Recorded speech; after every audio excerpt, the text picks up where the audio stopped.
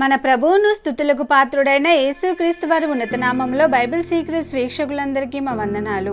ఆ దేవాది దేవుడే మన పాపముల కొరకు మానవావతారికి భూమి మీదకు వచ్చి ఆయన ప్రాణాన్ని త్యాగం చేసి మనకు రక్షణ ఇచ్చాడు. అయితే యేసు ప్రభుల వారు ఈ భూమి మీద జీవించిన కాలంలో ఆయన ఎలా ఉన్నాడు, ఎలాంటి బట్టలు వేసుకున్నాడు, ఎంత పొడుగ్గా ఉన్నాడు, ఎలాంటి ఆహారం తిన్నాడు అని అందరూ సహజంగా తెలుసుకోవాలనుకుంటారు. యేసు ప్రభుల వారి జనన మరణ పునరుత్థానాల గూర్చి అనేక ఊహాగానాలు ఉన్నాయి. ముఖ్యంగా ప్రభుల వారు చనిపోయినప్పుడు ఆయన బాలుడా, యవనస్తుడా, ముసలివాడా, అసలు ఆయన ఏజ్లో చనిపోయారు? ఇదే ప్రశ్నపై అనేక వాదనలు కూడా ఉన్నాయి.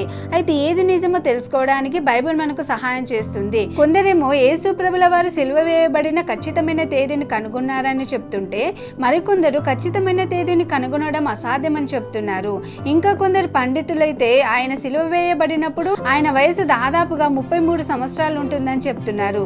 మరి అది ఎంతవరకు నిజం? వాటికి సంబంధించిన చారిత్రక ఆధారాలు ఏమైనా ఉన్నాయా? బైబిల్ ఏం చెప్తుందో ఇప్పుడు చూద్దాం. ముందుగా మీకు ఒక రిక్వెస్ట్, మా వీడియోస్ కనుక మీకు నచ్చినట్లయితే లైక్ అండ్ సబ్స్క్రైబ్ చేసుకొని మీ ఫ్రెండ్స్కి కూడా షేర్ చేయండి. యేసు ప్రభుల వారు చనిపోయినప్పుడు ఆయన వయసును తెలిపే వచనాలేమీ లేనప్పటికీ ఆయన జీవించిన సంఘటనలను కార్బన్ డేటింగ్ చేయడం ద్వారా ఆయన గూర్చి ఆధారాలు కనుక్కోవచ్చు. యేసు ప్రభుల వారు మరణించినప్పుడు ఆయన వయసు ఎంతనే ప్రశ్నకు సమాధానం ఇవ్వాలంటే ఆయన ఈ భూమి మీద జీవించినప్పటి సంఘటనలను మనం పరిశీలించాల్సి ఉంటుంది. యేసుక్రీస్తు వారు అప్పటి రోమన్ సామ్రాజ్యమైన యూదయ బెత్లెహేములో క్రీస్తు పూర్వం 6 నుండి 1వ సంవత్సరం మధ్యకాలంలో కన్య గర్భమందు జన్మించాడు. ఆయన పరిచర్య ప్రారంభించి 12 మంది శిష్యులను ఏర్పరచుకొని అనేకులను స్వస్థపరుస్తూ దేవుని ప్రేమను అనేకులకు బోధిస్తూ దాదాపుగా 3.5 సంవత్సరాల పాటు సేవ చేసినట్లు బైబిల్లో చూస్తాం. ఆ కాలంలో యూదులందరికీ 8వ రోజున సున్నతి చేసేవారు. లూకా సువార్త 2:21 ప్రకారంగా అందరూ యూద బాలులలాగే యేసు ప్రభుల వారు జన్మించిన 8వ రోజునే సున్నతి చేయబడ్డాడు. అలాగే యూద సంప్రదాయ ప్రకారంగా ప్రసవం తర్వాత 40 రోజులకి మరియ మరియు యేసు ప్రభుల వారు శుద్ధీకరణను ఆచరించినట్లు బైబిల్లో చూస్తాం. యేసుక్రీస్తుల వారు జన్మించిన కొన్ని రోజుల తర్వాత జ్ఞానులు ఆయన దగ్గరకు వచ్చి బంగారు సామ్రాణి బోనం అర్పిస్తారు.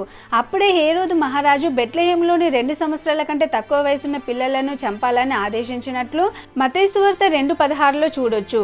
కాబట్టి జ్ఞానులు యేసును ఆరాధించడానికి వచ్చినప్పుడు ఆయనకు 2 సంవత్సరాల లోపు వయసు ఉంటుందని అర్థమవుతుంది. యేసు ప్రభుల వారు 12 ఏళ్ల వయసులో యెరూషలేం దేవాలయంలో బోధకుల మధ్య కూర్చుండి వారి మాటలను వింటూ వారిని ప్రశ్నలు అడుగుతుండగా ఆయన జ్ఞానాన్ని చూసి అక్కడున్న వారి విస్మయం పొందినట్లు లూకా సువార్త 2:41 నుండి 51 వరకు చూడొచ్చు. దీని ద్వారా ఆయన చిన్నతనంలోని గొప్ప గొప్ప పండితులను సైతం ప్రశ్నించేంత జ్ఞానం కలిగి ఉన్నాడని మనం అర్థం చేసుకోవచ్చు. యేసు ప్రభుల వారు 12 ఏళ్ల వయసు నుండి పూర్తి యుక్త వయసుకు సంబంధించిన సమాచారం బైబిల్లో అంతగా లేనప్పటికీ ఆ సమయంలో ఆయన ఏం చేశాడో బైబిల్ కొంత మేరకు చెప్పింది. ఆ కాలంలో తండ్రి వృత్తిని కుమారులు చేసేవారు. అలాగే యేసు ప్రభుల వారు తన పరిచర్యకు ముందు రోజుల్లో వడ్రంగిగా పనిచేశాడు. ఇదే విషయం మార్కు సువార్త 6:3లో చూస్తే ఇతను మరియ కుమారుడు కాడా, ఇతను యాకోబు, యోసే, యూదా, సీమోన్ అను వారి సహోదరుడగు వడ్లవాడు కాడా, ఇతని సోదరిమణులందరూ మనతోనున్నవారు కారా అని చూస్తాం. బైబిల్లో యేసుక్రీస్తుల వారు చనిపోయినప్పుడు ఆయన వయసును గూర్చి ప్రత్యేకంగా ప్రస్తావించినప్పటికీ లూకా సువార్త 3:23లో చూస్తే యేసు బోధింప మొదలుపెట్టినప్పుడు ఆయన దాదాపుగా 30 ఏండ్ల ఈడుగలవాడు. ఆయన యోసేపు కుమారుడని ఎంచబడినని చూస్తాం. ఆ వాక్య ప్రకారంగా ఆయన దాదాపు 30 సంవత్సరాల వయసులో తన పరిచర్యను ప్రారంభించాడు. యూదుల సంప్రదాయం ప్రకారంగా 30 ఏళ్ళు వయసు చేరుకున్న వ్యక్తి మాత్రమే పరిచర్యం చేసేవారు. కాబట్టి యూదుడిగా యేసు 30 సంవత్సరాల వయసులో బాప్తిజం ఇచ్చే యోహాను గారి ద్వారా యోర్దాను నదిలో బాప్తిస్మాన్ని పొంది తర్వాత తన పరిచర్యను ప్రారంభించి 3.5 సంవత్సరాలు అంటే క్రీస్తు శకం 29 నుండి 33 వరకు సేవ చేశాడు. యేసుక్రీస్తుల వారు క్రీస్తు శకం 29 నుండి 33 మధ్య కాలంలో సిలువపై మరణించాడని చారిత్రకారులు, పరిశోధకులు చెప్తున్నారు.